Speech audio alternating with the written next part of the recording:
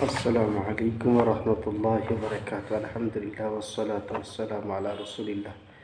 وعن حذيفة رضي الله تعالى عنه قال أعطى الله بعبد من عباده أعطى الله مالا فقال له ماذا عملت في الدنيا؟ قال ولا يكتمون الله حديثا.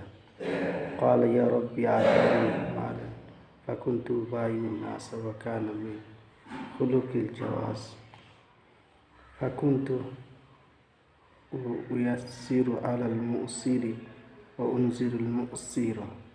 فقال الله تعالى أنا أحق بذلك منك تجاوز عن عبدي. فقال عقبة بن عامر وأبو مسعود الأنصاري هكذا سمعناه من في رسول الله صلى الله عليه وسلم. رواه مسلم. هكذا موقوفا على حذيفة ومرفوعا عن عقبة بن أبي مسعود.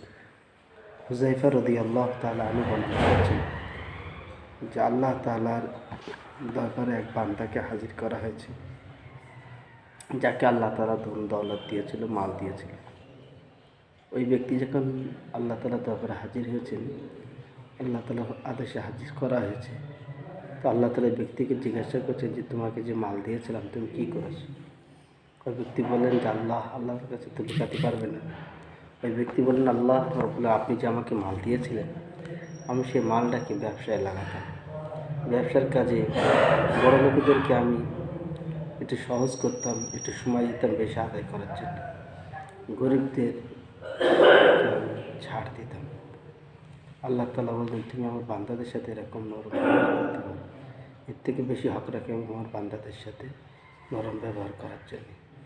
ওই জন্য আল্লাহ তাআলা ওই ব্যক্তিকে জান্নাতের ফয়সালা শোনালেন।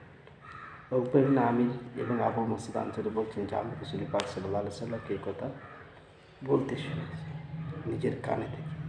এটি মুসলিমের রিওয়ায়াত, মুসলিম শরীফের রিওয়ায়াত। আরেকটা ঘটনা আছে যে আল্লাহ তাআলা এমন একটা বান্দা ছিল যে সে ব্যবসায় মানুষকে মালদারদেরকে ছাড় দিত, লম্বা সময় টাইম দিত আদায়ের জন্য, কিন্তু গরিবদেরকে উনি মাফ করে দিতেন। তো আল্লাহ যাই হোক, দুটো হাদিস দ্বারা এই দুটো ঘটনাতে আমরা বুঝতে পারলাম যে আমরা যদি আল্লাহ তাআলার বান্দাদের সাথে নরম হওয়ার মতো ব্যবহার করতে পারি, আল্লাহ তাআলা আমাদের সাথে ব্যবহার করবেন ওরকম নরম। তো আল্লাহ তাআলা আমাদের সকলকে তৌফিক দান করুন, বলেন আমিন। কেন অনেক মানুষ ব্যবসার সময়, এখন আমাদের সাহাবাদের ইমান দারুণ ছিল, তারা সচেতন থাকতেন। এখনকার মানুষ এরা হয়ে গেছে পয়সা পাওয়ার সময় খুব করে দিতে চায় না। অনেকে চালের বান্ধব আবার নিজেই হিসেব করে রেখে দিতে, দোকানদারকে হিসেব রাখতে হয় না। তো আল্লাহ তাআলার এমন বান্দা হতে হবে যাতে আমার দ্বারা মানুষ কষ্ট না পায়। আল্লাহ তাআলা আমাদের সকলকে তৌফিক দান করুন।